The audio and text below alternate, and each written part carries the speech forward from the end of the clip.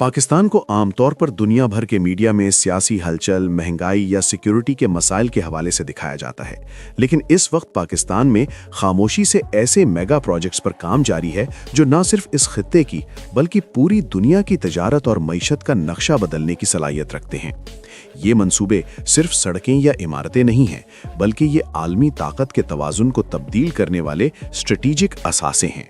जब हम कहते हैं कि ये मंसूबे दुनिया को बदल देंगे, तो ये कोई जज्बाती नारा नहीं बल्कि ज़मीनी हक़ाइक़ हैं। गवाडर की गहरी बंदरगाह से लेकर शुमाली इलाकों के पहाड़ों में बनने वाले अजीम डैमों तक और बलूचिस्तान की ज़मीन में छुपे खरबों डॉलर्स के ख़जानों तक, पाकिस्तान अपनी जोग्राफियाई अहमियत को एक माशी ताकत में बदलने की कोशिश कर रहा है।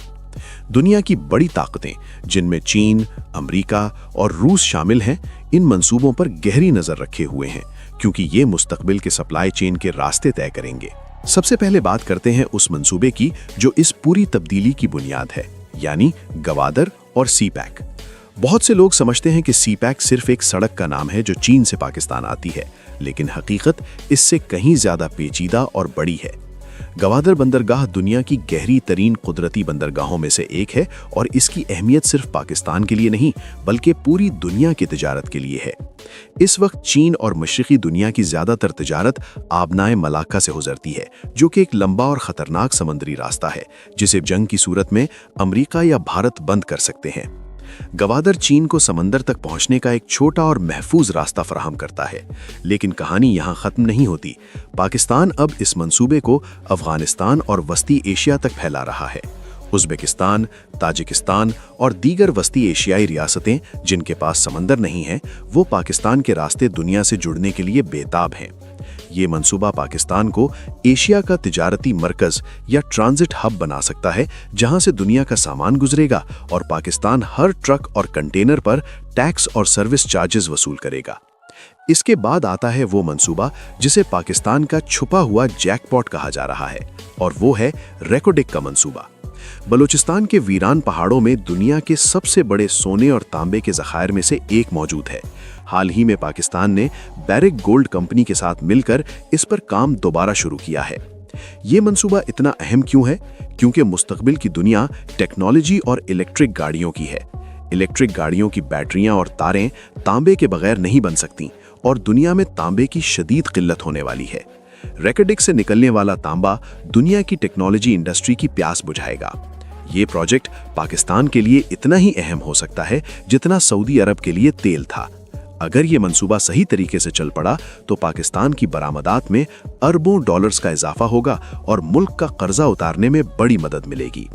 ये सिर्फ कानकुनी नहीं है, बल्कि ये पाकिस्तान को ग्लोबल सप्लाई चेन का एक अहम खिलाड़ी बना देगा। एक और महाज जहां पाकिस्तान खामोशी से दुनिया के बड़े स्ट्रक्चर्स खड़े कर रहा है, वो पानी और बिजली के मंसूबे हैं। दियामीर भाषा डैम और मोहम्मद डैम जैसे मंसूबे इस वक्त तामीराती मराहिल में हैं। दियामीर भाषा डैम दुनिया का सबसे ऊंचा रोलर कॉम्पैक्टेड कंक्रीट डैम बनने जा रहा है। ये डैम इतना बड़ा है कि इसकी झील खिला से भी नजर आएगी।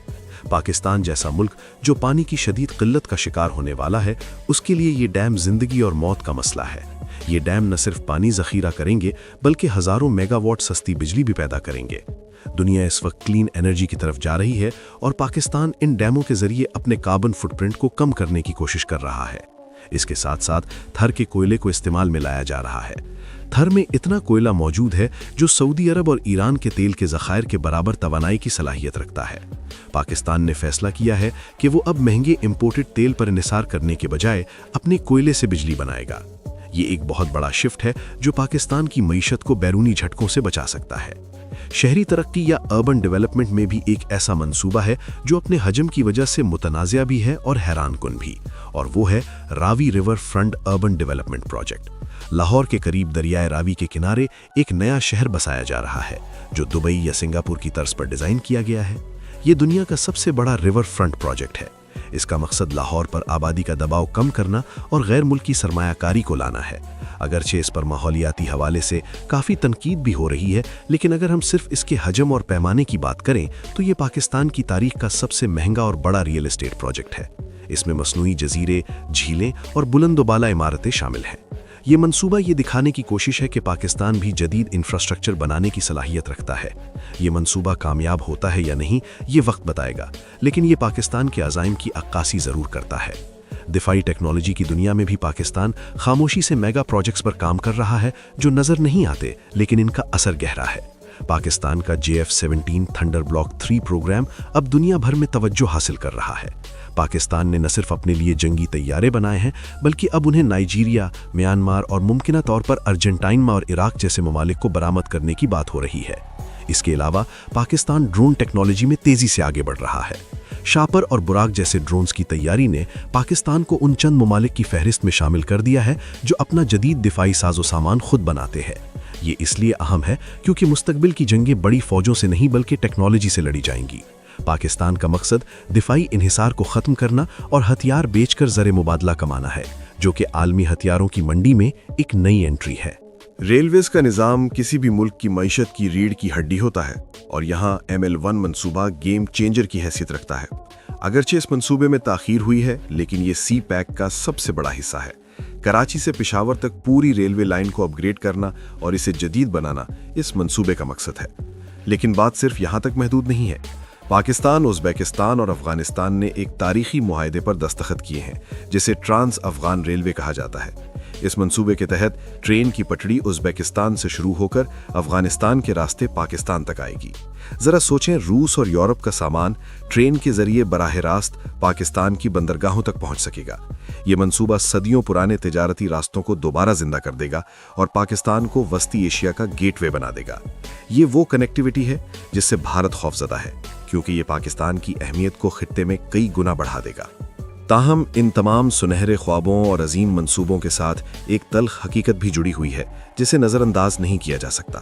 یہ سب میگا پروجیکٹس بھاری قرضوں اور سرمایہ کاری کے محتاج ہیں۔ پاکستان کی معیشت اس وقت خود بہت بڑے بحران سے گزر رہی ہے۔ سوال یہ پیدا ہوتا ہے کہ کیا پاکستان ان منصوبوں کو مکمل کرنے کے لیے درکار سیاسی استحکام اور فنڈز برقرار رکھ پائے گا؟ ریکوڈیک ہو یا گوادر، ان علاقوں میں سیکیورٹی کے مسائل بھی موجود ہیں۔ دنیا ان منصوبوں کو شک اور امید کی ملی جلی نظر سے دیکھ رہی ہے۔ کچھ مغربی ممالک ان منصوبوں، خاص طور پر سی پیک کو قرضوں کا جال قرار دیتے ہیں، جبکہ پاکستان اور چین اسے ترقی کا زینہ سمجھتے ہیں۔ ان منصوبوں کی کامیابی کا دار و مدار اس بات پر ہے کہ پاکستان اپنے اندرونی مسائل پر کیسے قابو پاتا ہے۔ آخر میں یہ سمجھنا ضروری ہے کہ قوموں کی تقدیر راتوں رات نہیں بدلتی۔ یہ میگا پروجیکٹس دہائیوں کے منصوبے ہیں۔ دنیا اس وقت پاکستان کو صرف قرضوں اور سیاسی تماشوں کی عینک سے دیکھ رہی ہے، لیکن پس منظر میں ہزاروں انجینئرز اور مزدور ان منصوبوں پر کام کر رہے ہیں جو مستقبل کا نقشہ کھینچ رہے ہیں۔ اگر دیا میر بادشاہ ڈیم مکمل ہوتا ہے، اگر ریکوڈک سے سونا اگلنا شروع ہوتا ہے اور اگر ٹرانس افغان ریلوے چل پڑتی ہے تو پاکستان کی پوزیشن عالمی سیاست میں یکسر بدل جائے گی۔ یہ ایک خاموش انقلاب ہے جو کنکریٹ اور لوہے کے ذریعے لایا جا رہا ہے۔ یہ منصوبے پاکستان کے لیے کرو یا مرو کی حیثیت رکھتے ہیں۔ اگر یہ کامیاب ہوئے تو یہ خطے میں طاقت کا توازن پاکستان کے حق میں کر دیں گے، اور اگر یہ ناکام ہوئے تو ان کا ملبہ معیشت کو دبا لے گا۔ لیکن ایک بات طے ہے، پاکستان اس وقت دنیا کی ان بڑی تعمیراتی سائٹس میں سے ایک ہے جہاں تاریخ خاموشی سے لکھی جا رہی ہے۔